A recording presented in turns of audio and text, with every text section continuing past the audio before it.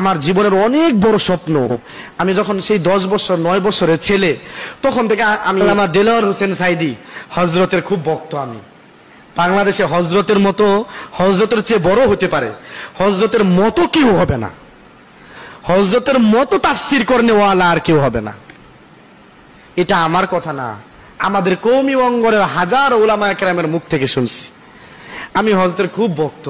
আমার খুব স্বপ্ন, আল্লাহ যদি আমাকে রাস্তার ভিক্ষুক বানায়, ভিক্ষা করে হলেও দাওরা হাদিস দিয়ে তাফসীর পড়াশোনা করে হযরতের মতো মাঠে ময়দানে তাফসীর।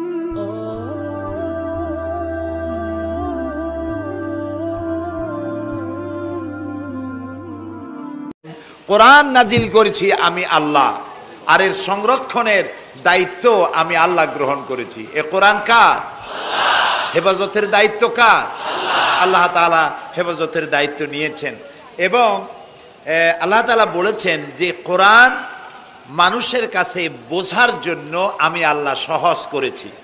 কিন্তু আমাদের কপাল খারাপ, আমাদের এই বাংলাদেশে মসজিদের মধ্যে এক শ্রেণীর লোকেরা এভাবে বলেন যে কোরআন এটা আমরা বুঝবো না, এটা মৌলভী সাহেবদের কাম, মৌলানা সাহেবদের কাম, কোরআন খুব কঠিন, আমরা বুঝবো না, চলো ভাই মুরব্বীরা কি বলে তাই শুনি। এখন আমি জিজ্ঞেস করি, মুরব্বীরা যে কথাটা বলছেন ওটা কি সত্য না মিথ্যা, হক না বাতিল? ওইটা বোঝার জন্যই তো কোরআন বোঝা দরকার, ঠিক কিনা ভাই? সেই জন্য কেউ যদি বলেন যে কোরআন বোঝা মৌলানা মৌলভীদের কাজ, আমাদের কাজ না, এই কথা যিনি বলেন তিনি শয়তানের সব থেকে বড় ওয়াসওয়াসার মধ্যে পড়েছেন। কারণ কোরআন বোঝা কঠিন না সহজ, এর জবাব আল্লাহ তাআলা নিজেই দিয়েছেন। কোরআনে কারিমে আল্লাহ তাআলা বলছেন সূরা কামারের মধ্যে 4 জায়গায় আল্লাহ বলেছেন, কি বলেছেন? আল্লাহ রাব্বুল আলামিন বলেন ওয়ালাকাদ ইয়াসসারনাল কুরআনা লিযিকরি ফাহাল মিন মুদ্দাকির। আল্লাহ তাআলা বলেন আমি কোরআনে কারীমকে বোঝার জন্য এবং মুখস্থ করার জন্য মানুষের কাছে আমি সহজ করে দিয়েছি। এটা যদি আল্লাহ সহজ না করতেন তাহলে এত বড় কিতাব মুখস্থ করা এটা কি মানুষের জন্য সম্ভব? বলেন সম্ভব? পৃথিবীতে কোনো ধর্ম এমন নাই যাদের, যেই ধর্মের লোকেরা তাদের ধর্মগ্রন্থ মুখস্থ করতে পেরেছে, এমন কোনো ধর্ম পৃথিবীতে নাই। কিন্তু কোরআন শরীফ 540টি রুকু, 114টি সূরা, 30টি পারা, 6066টি আয়াত এ মানুষেরা মুখস্থ করতে সক্ষম হয়েছে। সুবহানাল্লাহ।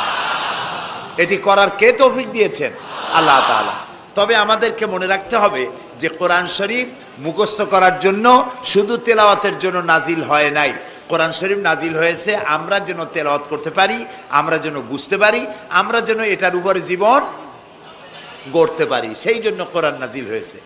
তাই নবী করিম সাল্লাল্লাহু আলাইহি সাল্লাম এই কোরআনের দাওয়াত দিয়ে একটি সমাজ তৈরি করেছিলেন এত সুন্দর যে এর থেকে সুন্দর সমাজ পৃথিবীতে আর আসে নাই। সুবহানাল্লাহ বলেন। এই কোরআনের কাছে মানুষ যদি আসে, সে যদি জিরো হয়, কোরআন তারে হিরো বানায়। কোরআন কি বানায়? হিরো। আর কোন হিরো যদি কোরআনের সাথে বেয়াদবি করে, কোরআন তারে কি বানায়? জিরো বানায়। আমি যখন সেই 10 বছর 9 বছরের ছেলে, তখন থেকে আমি আমার দেলোয়ার হোসেন সাইদি হযরতের খুব ভক্ত। আমি হযরতের খুব ভক্ত। আমার খুব স্বপ্ন, আল্লাহ যদি আমাকে রাস্তার ভিক্ষুক বানায়, ভিক্ষা করে হলেও দাওরা হাদিস দিয়ে তাফসীর পড়াশোনা করে হযরতের মতো মাঠে